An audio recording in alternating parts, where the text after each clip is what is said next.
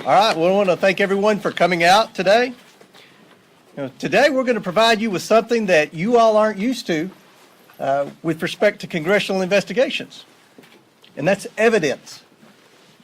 Committee Republicans have spoken with multiple whistleblowers from numerous schemes involving the Biden family, reviewed Hunter Biden's laptop, and received documents of previously unknown transactions. What we found were business plans aimed at targets around the world based on influence peddling, including with people closely tied to foreign governments like China and Russia.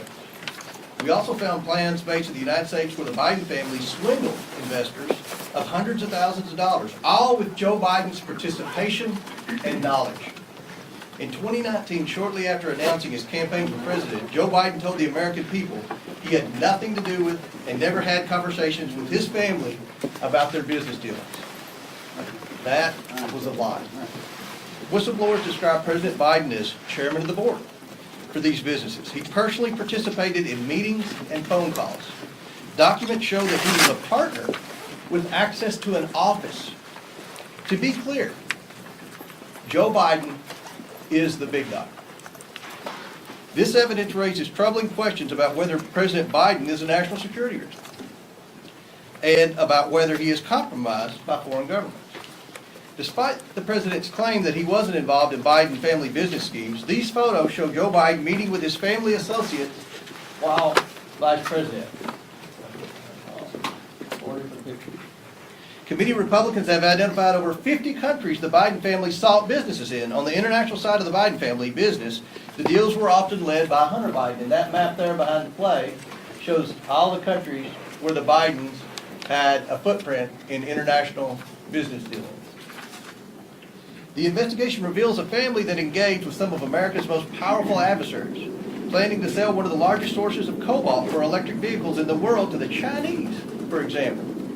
The Bidens flourished and became millionaires by simply offering access to the family. Among the dozens of shell companies the Bidens set up, there were millions of dollars of wire transfers, flights on Air Force Two to conduct personal business, and meetings with heads of state, all while Joe Biden was aware of what was happening. All the while, he turned a blind eye. Many transactions related to these businesses have raised red flags at U.S. banks. A suspicious activity report, or SAR, is a document a bank must file with the Treasury Department when a transaction is suspected to be related to money laundering or fraud or other types of criminal activity. According to media reports, the Biden family accumulated over 150 SARs. One SAR generated by an American bank to the Treasury Department connects Hunter Biden and his business associates to international human trafficking, among other illegal activities. The money that was being made from foreign principals in the same room as Joe Biden was increasingly spent on furthering illegal activity. The SARs show that Hunter Biden was conducting business with suspected human traffickers. The money gained through influence peddling was funneled to a suspected criminal enterprise, again, one linked to human trafficking. We have repeatedly called on the Biden Treasury Department to release additional financial documents to committee Republicans, but thus far Treasury has refused. We want to know what the Biden administration is trying to hide from the American people and why they are not being transparent. We also found evidence Hunter Biden sought to evade these SARs using his financial advisor, coincidentally a Clinton administration official. We will continue to pursue all evidence, and specifically the SARs and bank records in the new Congress. As part of our investigation, we have evidence that the finances, credit cards, and bank accounts of Hunter and Joe Biden were commingled, if not shared. And on some accounts at least, red flags were raised by banks to the account owner or owners indicating suspicious or illegal activity. One of Hunter's closest associates, Eric Sherwin, was accessing Joe Biden's money and writing checks to reimburse Hunter. Sherwin arranged the Biden's international deals around the world. At the same time, he was a frequent visitor to the White House, and Joe Biden during the Obama administration, visiting close to 30 times, and sometimes with international business partners and Hunter, according to Hunter's calendar. Sherwin was also the president of Hunter's company and was appointed by President Obama to a position in the administration. After an apparent falling out with Sherwin, Hunter began coordinating business himself, and increasingly the deals brought in Joe Biden as a direct equity holder. One of these deals involves the sale of American natural gas to China. Evidence suggests Joe Biden had a 10% equity stake through his son. And behind Glenn and Andrew is a map from Hunter's laptop. This was a PowerPoint presentation on his laptop in Chinese that they used in working with the Chinese. Now, let's think about this for a second. At a time when Americans are suffering from high energy prices because of this administration's terrible energy policy, we find evidence that Hunter Biden and Joe Biden were involved in a scheme to try to get China to buy liquefied natural gas, and from a whistleblower to try to get their foot in the door with China starting to purchase an interest in natural gas drillers. And people are in outrage over China buying farmland in the Dakotas. What about China starting to buy into our American energy industry at a time when we have an energy crisis because of the bad policies of the Biden administration? Now let that sink in. Hunter brought in millions of dollars from this deal from entities tied to the Chinese government. In emails obtained by committee Republicans, Hunter wanted keys made for Joe Biden and Jim Biden, his office mate. He provided Joe Biden's personal cell number and called him his partner. The other partners in that deal were two people closely tied to the Chinese Communist Party. And that's behind Andy and Jim, that's the email where Hunter sent to the landlord requesting keys, and the Chinese partners were on the email, and where he said, Joe would need a key, and he even put Joe's cell phone number on there. Domestically, Jim Biden, Joe Biden's brother, used the Biden name to enrich himself in return for the promise that when Joe Biden became president in 2020, business partners would get rich by having access to a future Biden administration. By promising access to financing through Middle Eastern, Russian, and Chinese connections he made through Joe Biden, and by bringing his brother Joe Biden onto phone calls, Jim Biden was able to convince companies to give him loans of hundreds of thousands of dollars that he never repaid. The Biden administration has answered none of our requests for information regarding the Biden family or the financial transactions they engaged in. Instead, the Biden administration has spent over $250,000 to staff to, quote, deflect Hunter stories. Protecting the president's son who has committed crimes with Americans' tax dollars is a waste. The domestic and international scheme that promised access to wealth in a future Biden administration constitute fraud. And the president's participation in enriching his family is, in a word, abuse of the highest order. Rooting out waste, fraud, and abuse will be the primary goal of a Republican House Oversight Committee. As such, this investigation will be a top priority. We are releasing a report today that details what we have uncovered. We are also sending letters to the Biden administration officials and Biden family associates renewing our request for voluntary production of documents relevant to this investigation. This is an investigation of Joe Biden, the President of the United States, and why he lied to the American people about his knowledge and participation in his family's international business schemes. National security interests require the committee conduct investigation, and we will pursue all avenues that have long been ignored. Committee Republicans have uncovered evidence of federal crimes committed by and to the benefit of members of the president's family. These include conspiracy or defrauding the United States, wire fraud, conspiracy to commit wire fraud, violation of the Foreign Agents Registration Act, violations of the Foreign Corrupt Practices Act, violations of the Trafficking Victims Protection Act, tax evasion, money laundering, and conspiracy to commit money laundering. The Biden family's business dealings implicate a wide range of criminality, from human trafficking to potential violations of the Constitution. In the 118th Congress, this committee will evaluate the status of Joe Biden's relationship with his family's foreign partners and whether he is a president who is compromised or swayed by foreign dollars and influence. I want to be clear. This is an investigation of Joe Biden, and that's where the committee will focus in this next Congress. I now turn it over to Oversight member and the next chairman of the Judiciary Committee, Jim Jordan. Thanks, Jamie. So I would just start with this question. What part of Mr. Comer's presentation was Russian disinformation? I mean, never forget what happened on October 19th, 2020, 15 days before the most important election we have in our country, who's going to be the next president of the United States. 15 days before that, Mr. Brennan, Mr. Clapper, and 49 other people signed a letter that said the following. It is for these reasons that we write to say that the arrival on the U.S. political scene of emails purportedly belonging to Vice President Biden's son, Hunter, has all the classic earmarks of a Russian information operation. They further went on to say, we want to emphasize that we do not know if the emails provided to the New York Post are genuine or not, just that our experience makes us deeply suspicious that the Russian government played a significant role in this case. And of course, that letter became the pretext for suppressing this story, again, just days before the most important election we have in our country. So I would ask this, was J.P. Morgan's suspicious activity report to the Treasury Department, was that just a classic earmark of a Russian information operation? How about when Hunter Biden sent the email that Mr. Comer pointed to? Sent the email asking for keys to his new office space, one for himself, one for President Biden, one for his uncle Jim Biden, and one for the emissary for the chairman of the Chinese energy company CFCC. Was that just Russian disinformation operation in place? What part of Mr. Comer's presentation prompted the FBI to go to Facebook and say, hey, you want to be on the lookout for Russian misinformation here this election season? What part of his presentation would prompt that?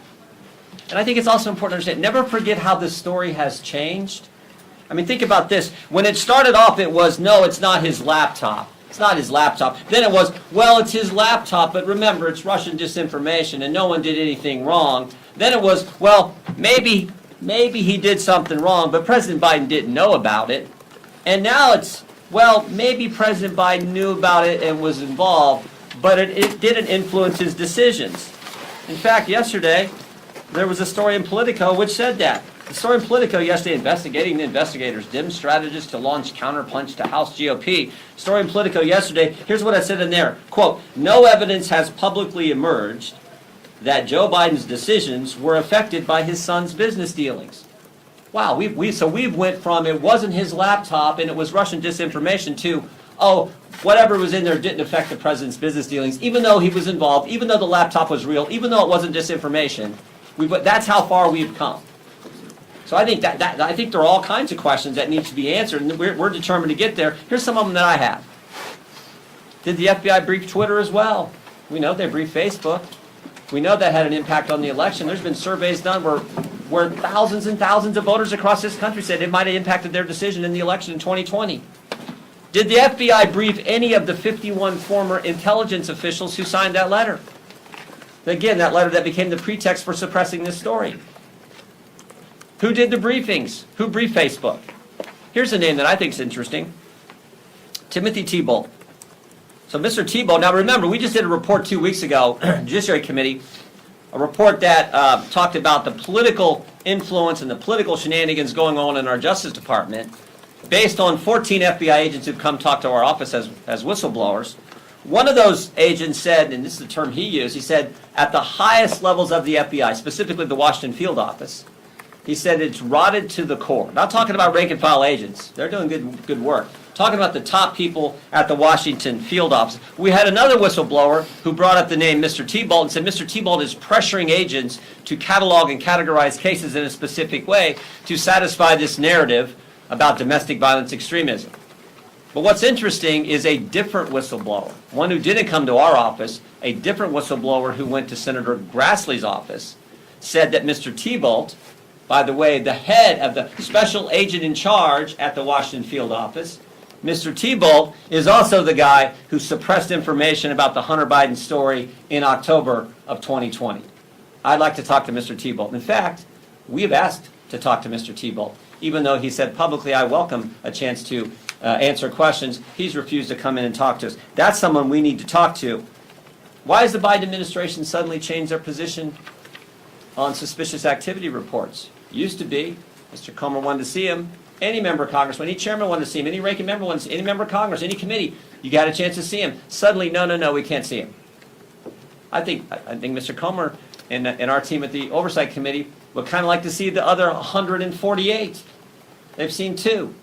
They'd like to see the other 148. So We're committed to getting to the truth, the facts. We think that's what the American people are entitled to.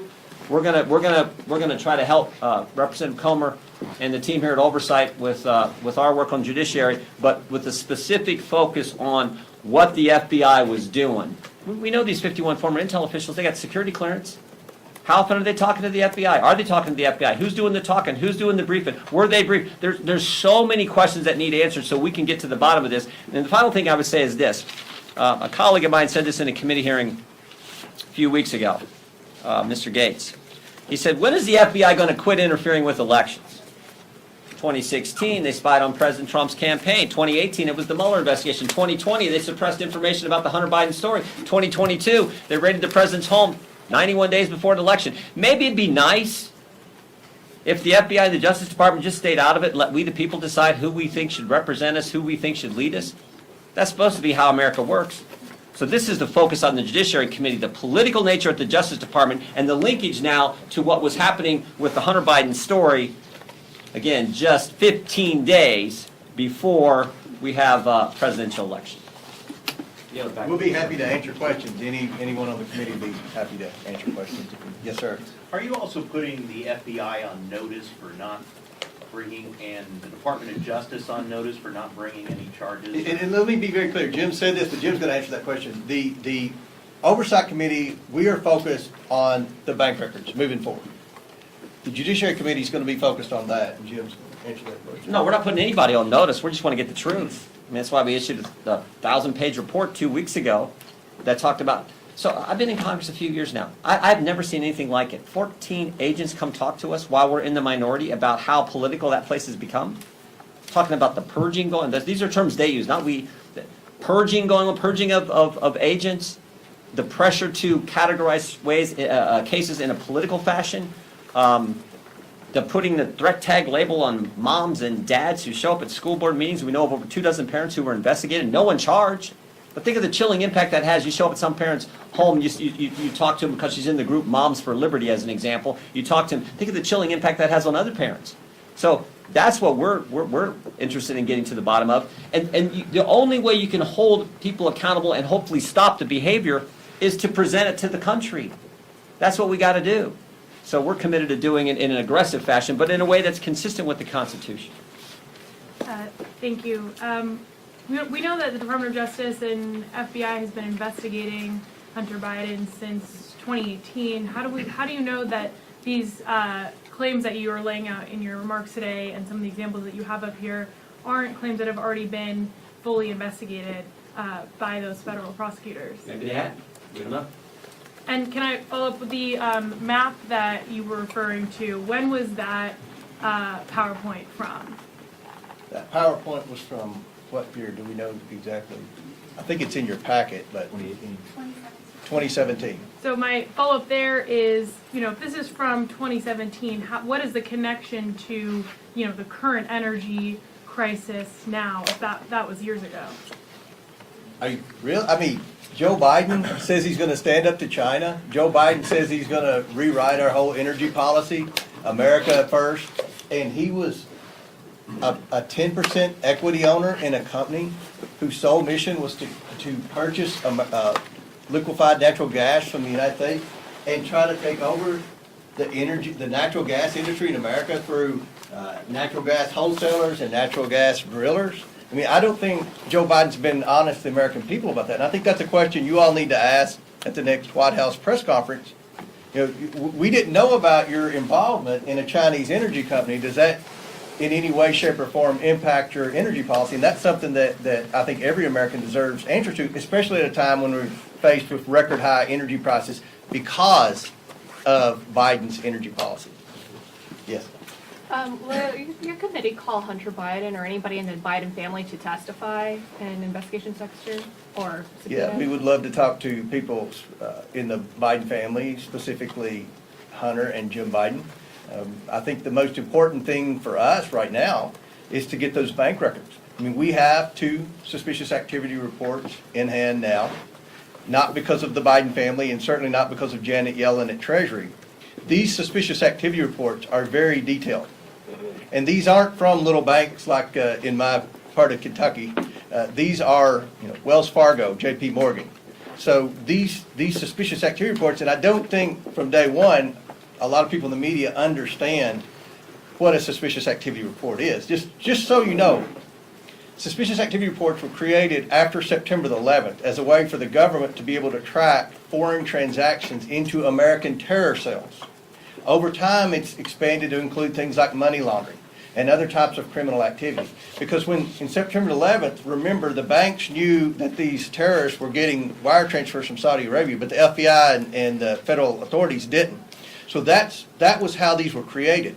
Under President Bush, under President Obama, and under President Trump, any committee in Congress could have access to those suspicious activity reports. But when Joe Biden became president, he changed the rules.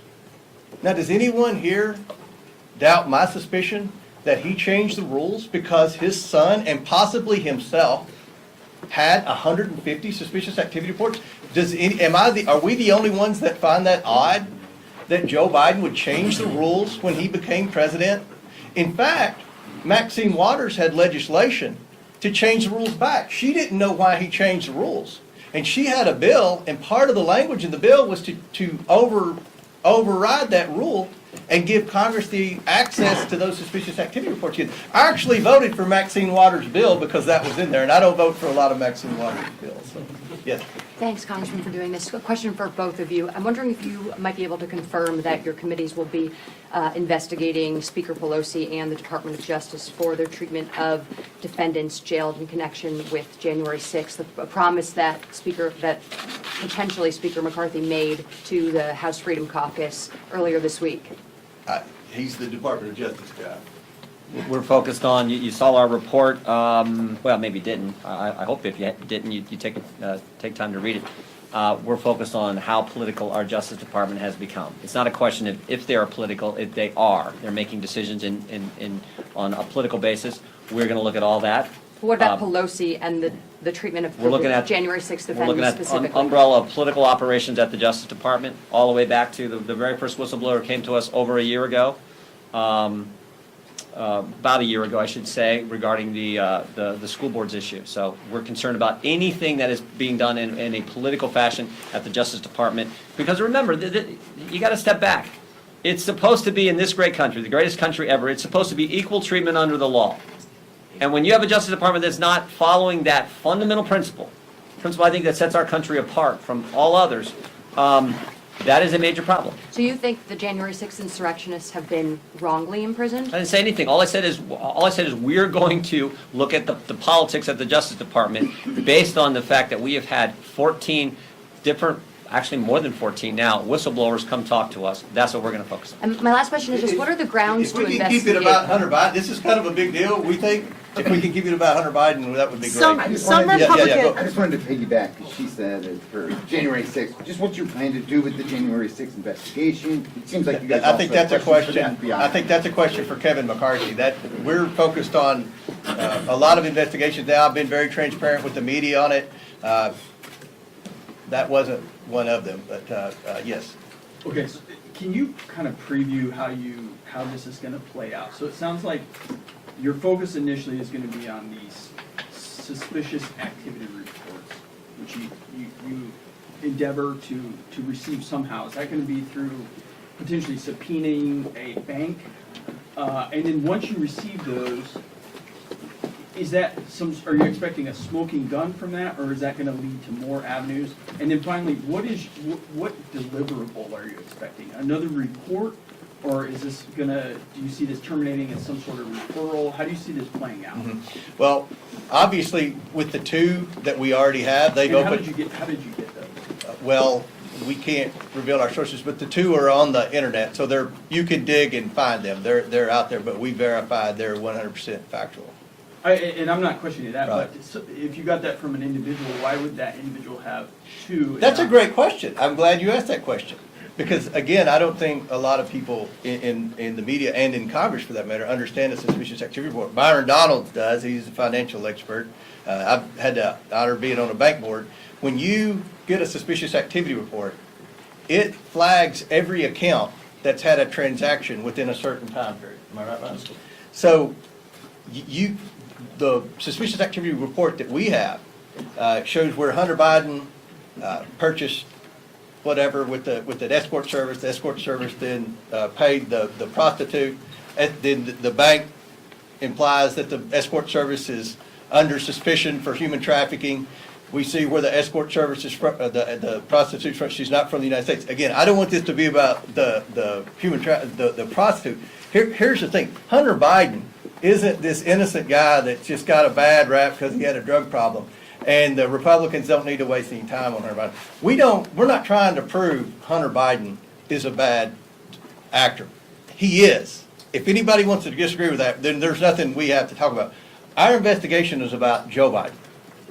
And we already have evidence that would point that Joe Biden was involved with Hunter Biden on this deal. So we want the bank records, and that's our focus. We're trying to stay focused on, was Joe Biden directly involved with Hunter Biden's business deals, and is he compromised? That's our investigation. And so if you found that through the reports, what would be your deliverable? Another report, or would you refer those charges, or do you foresee this resulting in some sort of impeachment? We will issue a report.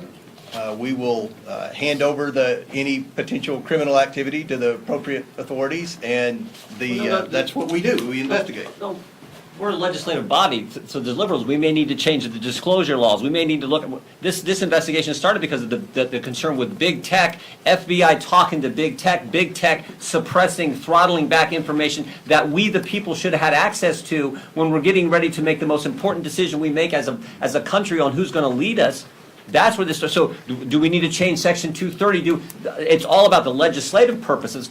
Supreme Court's been clear. That's where we got to focus. And I would just argue fundamentally it's about the First Amendment, that the idea that they were suppressing critical information that the country should have had access to. And they did it literally 15 days before. And you tell me what in the report that Mr. Comer and the team has put together is Russian disinformation. That was all BS, and everyone knows it was BS, and frankly, should have known it at the time, and I think did know it at the time, but did it anyway. So that's the legislative purpose that we got to get to. But we don't know where that's going to go.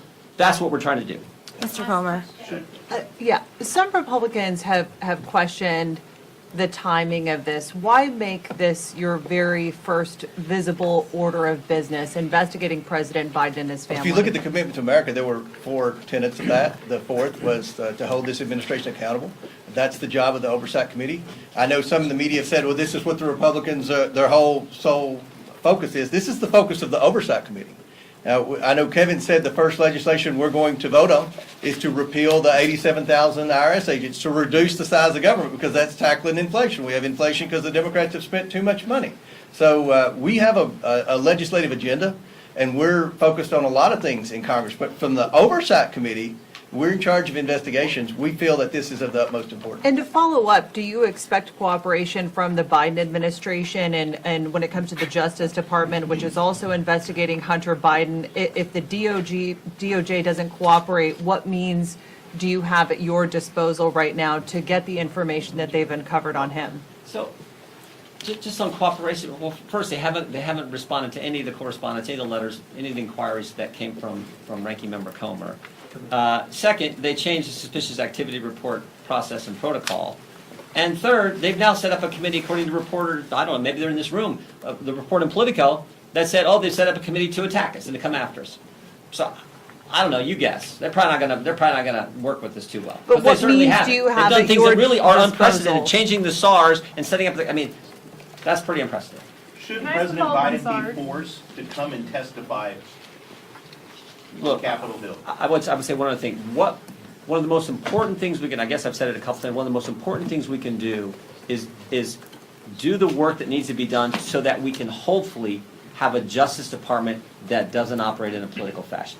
That's my focus. I think it's everyone's focus. So I think that's pretty darn important to the American people. Mr. George, Is just impeachment on the table, a quick follow-up Congressman question on that particular point. There's Main Justice, and then there's Mr. Weiss in Delaware, who, as you know, was appointed by President Trump and initiated this investigation under the previous administration. Just generally, because some of these suggestions that have been made in terms of the investigation moving towards President Biden have not apparently We haven't uncovered any evidence that that is currently being discussed in front of the grand jury in Delaware or in that particular office. Do you have confidence, forget the larger question of the Biden Justice Department, do you have confidence that Mr. Weiss is doing a thorough job in his investigation? All I'm going to say is there shouldn't be politics anywhere. It should be driven by the facts, the law, the Constitution. We've had over 14 whistleblowers come talk to us. Every single one has said, at the highest levels of the Justice Department here in D.C., the Washington field office and the Justice Department here in D.C., that is where the politics are involved. That is where the political decisions are being made. We have a concern with that. That's what we're focused Do on. you have any, just to quickly follow on my follow-up, do you have any reason to believe that Maine Justice is attempting to influence the investigation? All I know is what the whistleblowers have told our office. That's what we're focused on. And I'll wrap it up with this. We'll all be available throughout the day for questions. I realize that congressional oversight doesn't have a lot of credibility in Washington. I blame Adam Schiff for that. We're going to change that. We're not going to talk about anything unless we have evidence. And that's how I started this out. You're going to be presented with something you haven't been used to over the past 4 years, evidence. And we believe that this is of the utmost importance. I've been watching the panels on CNN, everywhere else, where they say, oh, why are Republicans investigating Hunter Biden? Why are we wasting time doing this? This is an investigation of Joe Biden. I think we've laid out the evidence as to why we feel it's important, and we're going to move forward with that. We're going to do a lot of investigations. We're going to do a lot of probing. We're focused on waste, fraud, and abuse. There's no shortage of that in this federal government, let me assure you that. And that's going to be a priority for this committee. Every member of this committee is going to have priorities in areas where they're focused on in the next Congress. And we're going to try to restore credibility to congressional investigations, and we're going to try to get the backs of the taxpayers, because the taxpayers are the one that's taking it on the chin. Catherine, I'll end with you. What do you make of the fact that the U.S. Attorney in Delaware has been investigating Hunter Biden and his financial activities for 4 years, and yet no charges have been brought? I'll say that, and then Jim can end with that. Look, the more you look into Hunter Biden, the more bad things pop up. I don't know if that's the situation. I don't know if he's getting resistance at the Department of Justice. From what I've heard, they're looking into the tax evasion. There's no question he's evaded taxes. That's why he got the Hollywood lawyer to loan him $2 million to try to get caught up with the IRS on his tax bill. But at the end of the day, we're focused on some things that I think every American needs answers to. And one thing that I've learned from talking to a lot of you off the scene here is that I don't think a lot of people realize the evidence that's already out there pertaining to Hunter Biden. And I don't think anybody realized that Joe Biden is in fact involved in a lot of these. He was in fact involved in a lot of these. So the goal from this press conference is to show you, number one, this is an investigation of Joe Biden. We're focused on the bank records. We're very specifically focused on the bank records and the bank violations. And remember, Congress used to have access to the bank violations until Joe Biden changed the rules, which that in itself should be a front page story above the fold. I'm not telling you what to do, but that's pretty odd that he would change the rules to do that. And we laid out why we think it's important. So Jim can follow up. Biden. Thank you.